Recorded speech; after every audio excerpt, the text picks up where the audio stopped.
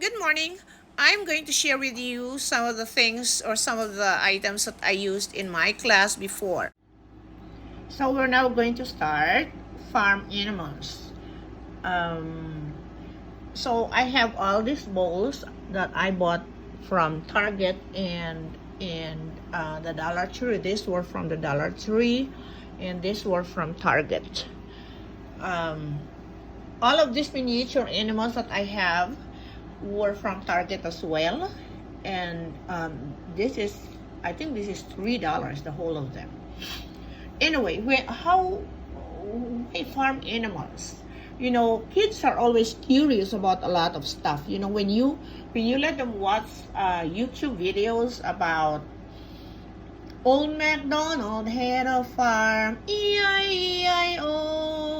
They will be learning a lot about farm animals because there are a lot of animals that were being mentioned, but they will see them moving in the video. But this time, this one will improve their recognition of the animal as per color, size, the food they eat, the place where they really live. They all live in the farm, but in our backyard, we can find the rooster, the hen, the goose, pig, rabbit, goats. The dog is also in our backyard, but these ones, all of them are out in the field. Really, they are in the farm. So, first of all, what you will do is for cognition development or cognitive development, you can let them identify what's this. What about this? That's a dog. This is a cow. This is a rooster, the horse. And after recognizing everything, every one of them, you can at least go to compare colors. Well, the hen is just yellow in this miniature one, but you can always ask them, do you know if all hens are all yellow? Then they probably say, no, the one that I saw was brown and black and white, all of those. So then that will lead to recognition of other colors that all of these animals have, right? And then after that, you're going to have what they eat. Most of them are herbivores, but you do not use the term herbivores to them or with them because that is like a high level term for preschoolers yet. So what you will do is tell them they are grass-eating animals, they are meat-eating animals, or they eat both meat and grasses. And so after recognition of colors and sizes and the food they eat, as you go with your discussion, you are able or we are able to help them develop new vocabulary. And this new vocabulary will lead them to language development. And when you say, what sounds do cows make? Well, this, of course, is very common. The cow moves. So, that cow moves is already a sentence. Very simple sentence.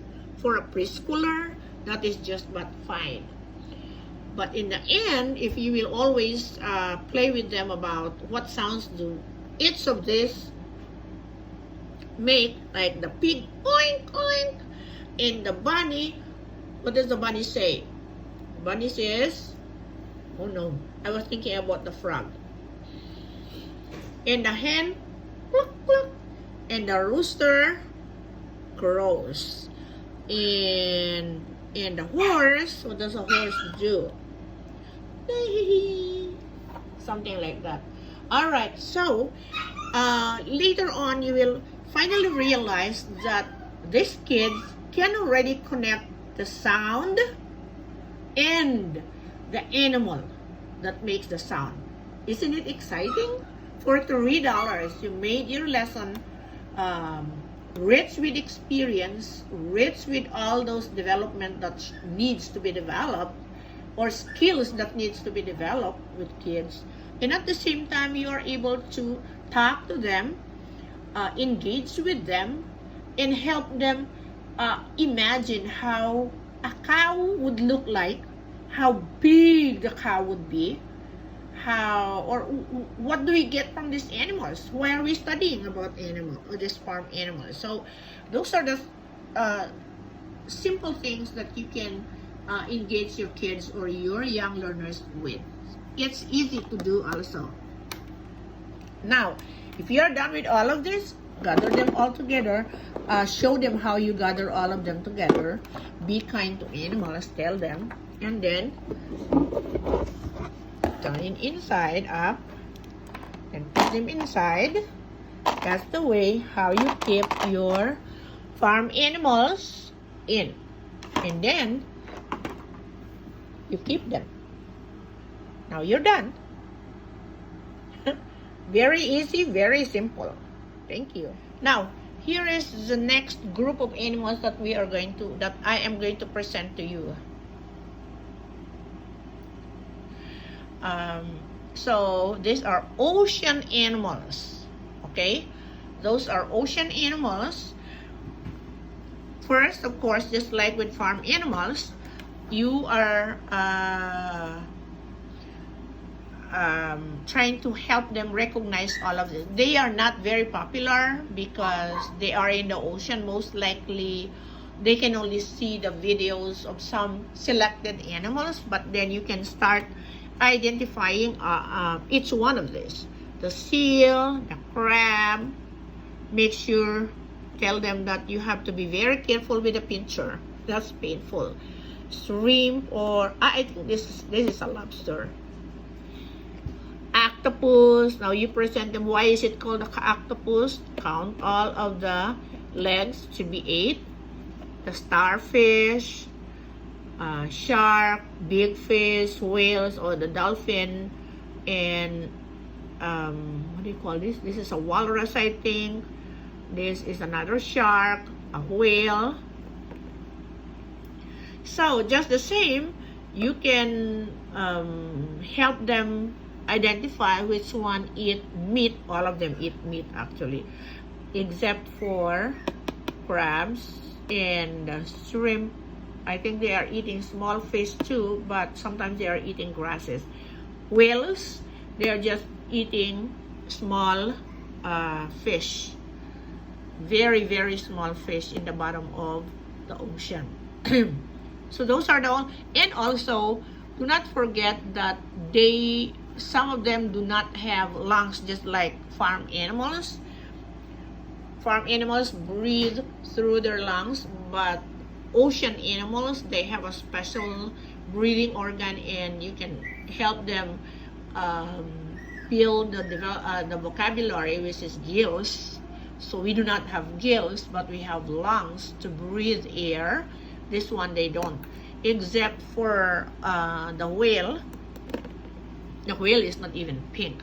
So the colors, if you can choose of any color that simultaneously jive with the color that is presented here, like there are dolphins that are black and blue and gray, and there are sharks that are like this. I think this is like gray and blue and green. Yep. Octopus is really orange. That is when it is cooked, but if it is not cooked yet, octopus usually is white. These are cooked ones too. They will be orange when they are cooked because of the special chemical that's in their shells, that when it is heated, it will turn to orange. Alright, so that's all about ocean animals. Alright, here is the next group of animals that I will present. And just the same, I will be using the plastic miniature animals that I bought from Target. And that the bowl is labeled dinosaurs. So these are all about the dinosaurs. I was trying to look for names of these dinosaurs. Some of them are not even found anymore in, I don't know. You may not identify or name them You just have to say, these are walking dinosaurs, flying dinosaurs, and dinosaurs usually are not yellow. I don't know if they have orange ones. And then I don't even know which one is the rhinoceros now. Since we do not see any of this anymore. We only see this in movies, sci-fi movies, and also in books, but in real life we do not know of dinosaurs anymore. But the way, or one way of having this as our lesson is that to let them understand too that there were big animals before, and then you can probably ask them, why do you think they were just gone right now? What is going to happen if these dinosaurs are still around? You know, some of those questions would be like that.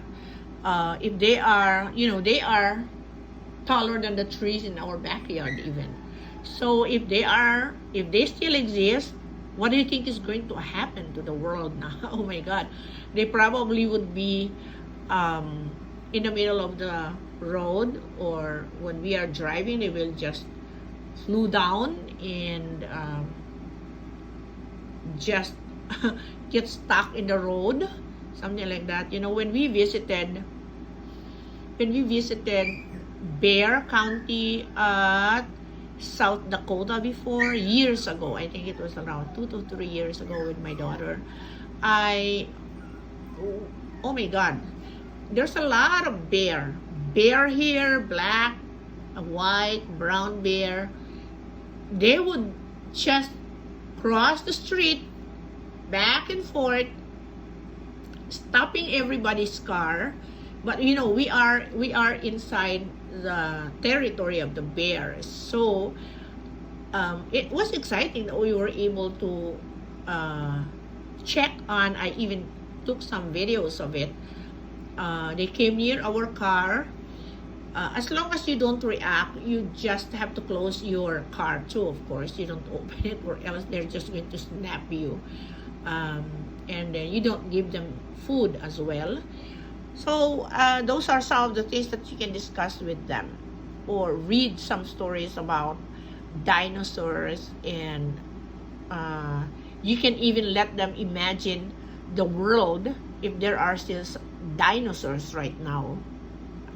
You can just imagine how their ideas are trying to cope with they do not have enough experience yet outside, but if you try to let them imagine how would the world be with all those big animals around us, oh, most probably we're not even going out of our houses. Okay, so that's all about dinosaurs. You can improve it. I'm just saying that this is what I got, and this is what I'm going to use if I am going to teach the same lessons again next year. Thank you. All right, this is the last group of animals that I am going to present to you. Hopefully you can do the same thing too in your next teaching, are wild animals. So just the same, I had this group of animals from Target as well. It is like in a tube-like box with all these 12 pieces in there. So first of all, you are going to identify or let them recognize what are they. Of course, you have the deer, the bear. Oh, that's a sheep. Kangaroo, lion. Of course, they don't really they know very much about lions. And then this one, camel, giraffe, and zebra, and the tiger. It's hard for the giraffe to stand, so I was thinking about, I used these strips. This one, I tried very well how to, because I wanted to be permanent, but I said nope, I think it will not work that way. So all of these are fastened together so they can be moved, and only the giraffe is not really intact. But so just the same way with how you just I said about all of these other groups of animals, you have to let them identify the color, the size, what they eat, and where they live. Aside from the fact that they are wild, but in what part of the wild or wilderness are they living? What do they eat? You can present or use grass-eating animals, meat-eating animals. Of course, giraffe is a grass-eating animals, and then look for the color, or let them look at the color. What is the color of all those animals?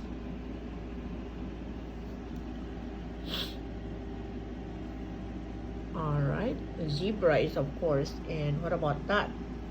Cheetah. This one. This one, cheetah. That is the fastest living animal. You have the lion. This is the biggest, second biggest. Oh no, second biggest, and then the third biggest. And the elephant. All right.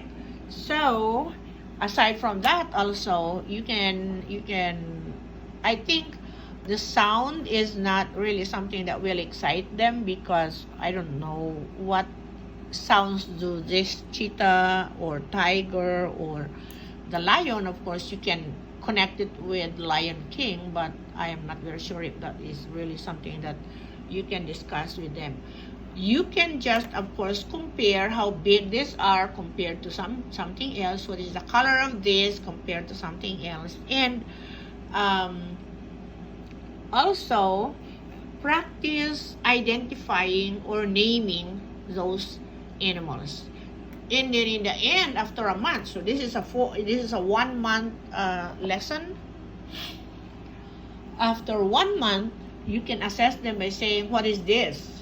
So you can have a colored thing, or if you have something that you can use in order to show them a pig, and then ask them, is it farm animal or a wild animal? So they can make guesses, and that is fine. Even if they are not going to get it the first time, that's still okay.